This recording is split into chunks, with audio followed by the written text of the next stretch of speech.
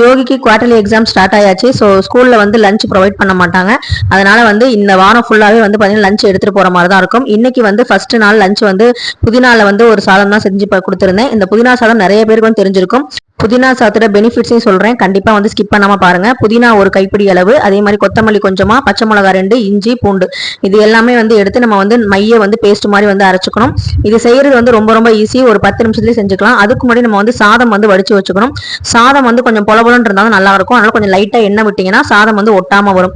ஒரே ஒரு பெரிய வெங்காயத்தை கட் பண்ணி எடுத்துட்டு நம்ம வந்து வானலியில வந்து பாத்தீங்கன்னா எண்ணெயும் விட்டுக்கணும், நெய்யும் விட்டுக்கணும். அதுக்கப்புறம் வந்து நம்ம வெங்காயம், கடுகு, சீரகம், கருவேப்பிலை, வரமிளகா 2 இது எல்லாமே வந்து போட்டுட்டு கடலைப்பருப்பு, வேர்க்கடலை இருந்தா வேர்க்கடலை சேர்த்துக்கலாம். அதே மாதிரி முந்திரி ஒரு 4 முந்திரி சேர்த்தீங்கன்னா ரொம்ப வந்து ஸ்ட்ரென்த்தும் கூட, அதே மாதிரி டேஸ்டாவும் இருக்கும். ஸோ இது எல்லாத்தையும் நல்லா வதக்கிட்டு நம்ம வந்து கொஞ்சமா லைட்டா வந்து உப்பு போட்டு வெங்காயம் போடும்போது வதக்கணும்னா சீக்கிரமா வதங்கிடும். இது எல்லாத்தையும் நல்லா வதக்குனதுக்கு அப்புறமா அந்த பேஸ்ட்டை வந்து நம்ம வந்து இதுல சேர்த்து ஆட் பண்ணி நல்லா கொதிக்க வச்சிடணும். ஏன் அப்படின்னா நம்ம வந்து புதினா வந்து வெறும் பச்சையா தான் எடுத்து அரைச்சிருக்கோம், நம்ம வந்து அதை வந்து நம்ம வதக்கி அரைக்கல. ஸோ அதனால இதுல வந்து நல்லா வந்து வதங்க விடணும். நல்லா வதங்க விட்டதுக்கு அப்புறம் அந்த பேஸ்ட்ல இருந்து நமக்கு வந்து பபிள்ஸ் மாதிரி வரும் பாத்தீங்களா, அந்த நேரத்துல வந்து நம்ம வந்து ஆஃப் பண்ணிடலாம்.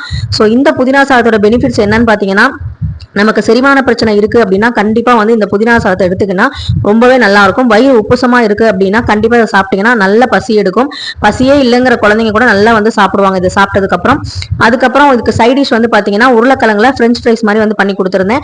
அதுக்கு நீட்டமா கட் பண்ணி ஃபர்ஸ்ட் கொஞ்சம் 3/4 வேக்காடு வேக வச்சு அதுக்கப்புறம் தான் கட் பண்ணி அப்புறம் எண்ணெயில கொஞ்சமா போட்டுட்டு அதுல கொஞ்சமா சால்ட், பெப்பர் இதை மட்டும் தூவி கொடுத்தோம்னா நம்ம ரொம்ப சூப்பரா இருக்கும், மொறுமொறுன்னு இருக்கும், பிரெஞ்ச் ஃப்ரைஸ் மாதிரி தான் இருக்கும்.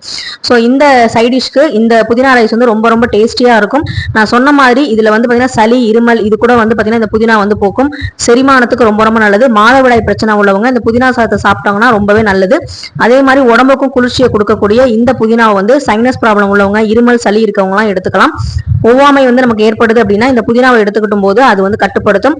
அதோட சேர்த்து ஸ்நாக்ஸ் பாக்ஸ், டவல், ஸ்பூன் இது எல்லாமே வந்து வச்சாச்சு. இந்த சாப்பாடை மதியம் சாப்பிட்டாங்கன்னா ஈவினிங் வரும்போது குழந்தைங்க கண்டிப்பா பசியோட தான் வருவாங்க. அப்படி பசியை தூண்டக்கூடிய ஒரு அற்புதமான உணவு தான் இந்த புதினா சாதம். ட்ரை பண்ணி பார்த்துட்டு சொல்லுங்க.